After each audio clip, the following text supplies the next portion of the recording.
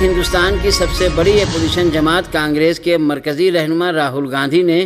کہا ہے کہ بی جے پی کی ڈبل انجن حکومت جنگل راج کی ضمانت ہے۔ ہندوستان کے میڈیا ذرائع کے مطابق کانگریس رہنما راہل گاندھی نے آج اپنے سوشل میڈیا پیج پر کہا کہ اتر پردیش میں امن و امان کی صورتحال سے ثابت ہوتا ہے کہ بی جے پی اور مودی میڈیا مل کر کیسے جھوٹ کا کاروبار کر رہے ہیں۔ راہل گاندھی نے اتر پردیش میں رونما ہونے والے پرتشدد واقعات، بی جے پی ممبران کے ذریعے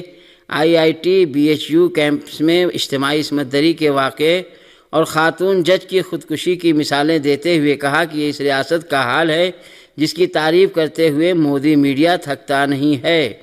راہل گاندھی نے بی جے پی حکومت اور میڈیا کو کٹہرے میں لا کھڑا کرتے ہوئے کہا ہے کہ اب مودی میڈیا کی بنائی ہوئی جھوٹی تصویر سے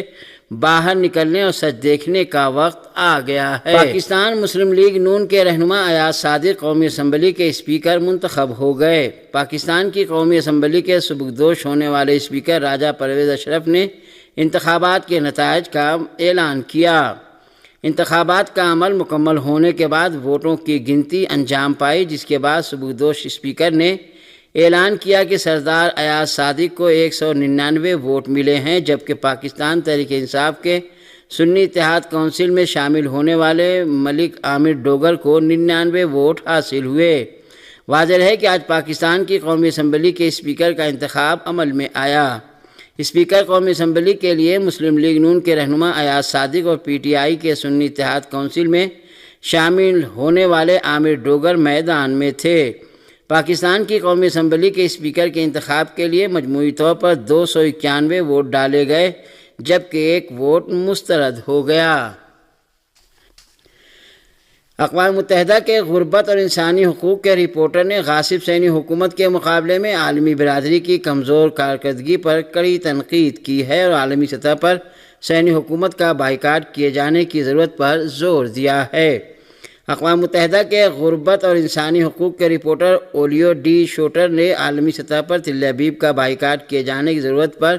زور دیتے ہوئے کہا ہے کہ صہیونی حکومت کے سلسلے میں عالمی برادری نے کمزور رد عمل کا مظاہرہ کیا ہے۔ اقوام متحدہ کے اس رپورٹر نے اس بات کا ذکر کرتے ہوئے کہ غزہ میں قحط و بھوک مری کی روک تھام کے لیے فوری طور پر جنگ بندی کی ضرورت ہے، کہا کہ عالمی برادری غزہ کے عام شہریوں کے خلاف جرائم کا سلسلہ روکنے کے لیے غاصب صہیونی حکومت پر دباؤ ڈال کر غزہ میں 1 ماہ کی جنگ بندی کی راہ ہموار کرے۔ در اثنا غزہ کے خلاف غاصب صہیونی حکومت کے وحشیانہ جرائم کا سلسلہ بدستور جاری ہے اور غزہ کے شمال میں واقع رشید روڈ کے النابلسی اسکوائر پر امداد رسانی کے قافلے کے اطراف میں جمعرات کو صہیونی جارحیت میں دسیوں فلسطینی شہید و زخمی ہو گئے۔ غزہ کے خلاف وحشیانہ صہیونی جارحیت میں مزید فلسطینیوں کے شہید و زخمی ہونے پر رد عمل کا اظہار کرتے ہوئے فلسطین کی اسلامی مزاحمتی تحریک حماس نے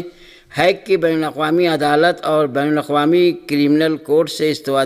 کی ہے کہ وہ جرائم کے ارتکاب پر غاصب صہیونی حکومت کو جواب دہ بنائیں۔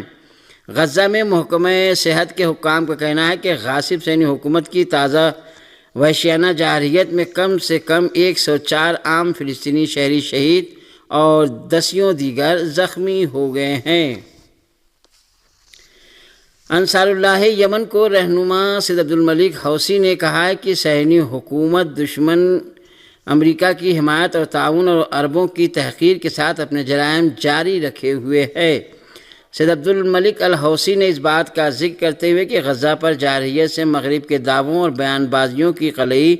کھل گئی ہے، کہا کہ صہیونیوں کے جرائم کا دائرہ جس کی امریکہ مکمل طور پر حمایت کرتا ہے تصور سے بالاتر ہے اور اس نے تمام ریڈ لائنوں کو پار کر لیا ہے۔ انہوں نے کہا کہ غزہ کے عوام کا قتل عام انہیں بھوک میں مبتلا کرنے اور مختلف حربے استعمال کرنے کے باوجود صہیونی حکومت غزہ کو خالی کرانے کے اپنے منصوبے میں ناکام رہی ہے۔ انصار اللہ یمن کے رہنما نے کہا کہ غزہ کے اکثر بھوکے بچے اور بیمار ہیں، جبکہ غاصب صہیونی حکومت بھوک کی جنگ اور غذائی قلت سے ظلم ڈھانے کا سلسلہ جاری رکھے ہوئے ہے۔ غزہ کے لیے قانونی طور پر بھیجی جانے والی امداد وہاں کے لوگوں کی ضرورتوں کا 5% حصہ بھی پورا نہیں کر پاتی، جبکہ ٹرکوں کو غزہ نہیں جانے دیا جا رہا ہے۔ سید عبدالکریم حوثی نے فلسطینیوں کے خلاف صہیونیوں کے مظالم پر علاقائی ملکوں کی خاموشی پر سخت تنقید کی اور کہا کہ کیا وجہ ہے کہ عرب دنیا کی امت مسلمہ اور اسلامی ملکوں کے ہاتھ فلسطین کی حمایت کے لیے بندھے ہوئے ہیں، جبکہ مغرب اور امریکہ کھل کر صہیونیوں کی حمایت کر رہا ہے۔ امریکہ اور برطانیہ کے جنگی طیاروں نے جمعرات کی شام یمن پر نئی جارحیت کے تحت الحدیدہ کے شمال میں واقع راس عیسیٰ اور الکویزی علاقوں پر بمباری کی ہے۔ المسیرہ ٹی وی چینل کی رپورٹ کے مطابق امریکہ اور برطانیہ کے جارحیت پسند اتحاد نے جمعرات کی شام مغربی یمن کے الحدیدہ صوبے پر پھر حملے کیے ہیں۔ میں بحیرہ احمر اور آبنائے باب المندب میں مقبوضہ علاقوں کی طرف جانے والے متعدد صہیونی بحری جہازوں کو نشانہ بنایا۔ یمنی فوج کے دستوں نے عہد کیا ہے کہ جب تک صہیونی حکومت غزہ پر اپنے حملے بند نہیں کرتی، اس وقت تک اس حکومت کے جہازوں یا بحیرہ احمر میں مقبوضہ علاقوں کے لیے جانے والے بحری جہازوں پر حملے جاری رکھیں گے۔ صہیونی میڈیا نے کل اعتراف کیا تھا کہ حزب اللہ لبنان نے غزہ کے خلاف جنگ کے آغاز سے اب تک تقریباً 1000 اینٹی آرمر میزائل شمالی مقبوضہ فلسطین کے علاقوں میں صہیونی فوج کے ٹھکانوں پر داغے ہیں۔ غزہ کے مختلف علاقوں پر جارح صہیونی حکومت کے حملوں میں 100 سے زیادہ فلسطینی شہید اور 300 سے زیادہ زخمی ہو گئے ہیں۔ اس حملے میں غاصب فوجیوں نے النصیرات اور البریج کیمپوں میں واقع رہائشی مکانوں پر بمباری کی ہے۔ صہیونی فوج نے غزہ کے مرکز اور جنوبی غزہ میں رہائشی مکانات کو نشانہ بنایا۔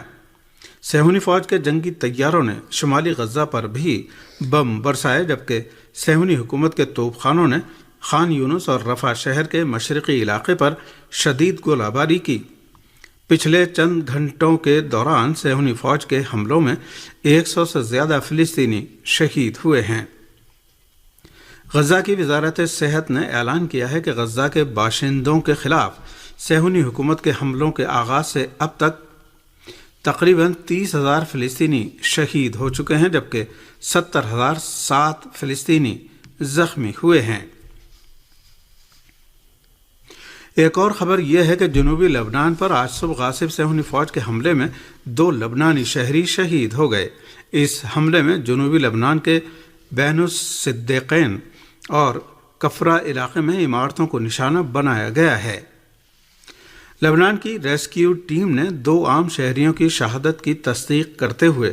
اعلان کیا ہے کہ جنوبی لبنان کے کفرہ ٹاؤن پر اسرائیل کے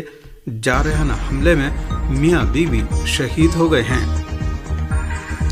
صہیونی حکومت کے جنگی طیاروں نے